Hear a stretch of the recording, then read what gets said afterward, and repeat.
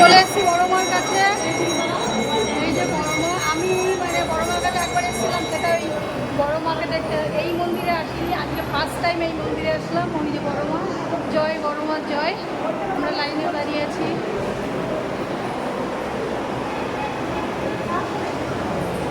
অনেক অপেক্ষার অবসান, মা না পারলে বলে না সঙ্গে আসা যায় না। তো মা সত্যি আজকে টেনেছে বলে এসেছি। তো মা সবাই ভালো রেখো, তুমিও ভালো থেকো।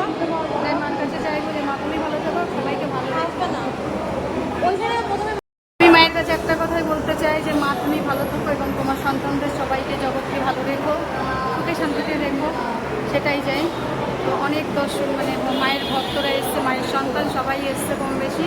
তো আজকে আমিও চলে এসেছি মায়ের কাছে। পুজো দেওয়া কমপ্লিট হয়ে যায়, তো বড় মার কাছে পুজো দেওয়া হয়ে গেছে। এই যে দাদা আছে, এবার সব পালা। তো সত্যি মায়ের কাছে আসতে পারবো ভাবতে পারিনি হঠাৎ আজকে। ওই যে আমাদের একটা মেয়ে ও পুজো দিয়েছে।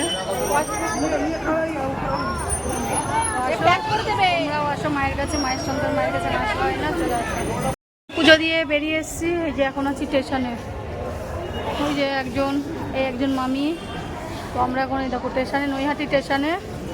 এবার ট্রেন ধরবো, ধরে একদম বাড়ি। কারণ মায়ের পুজো দেওয়া হয়ে গেছে, আর তো থাকা যাবে না এখানে। কী করবো, যাই দেখি।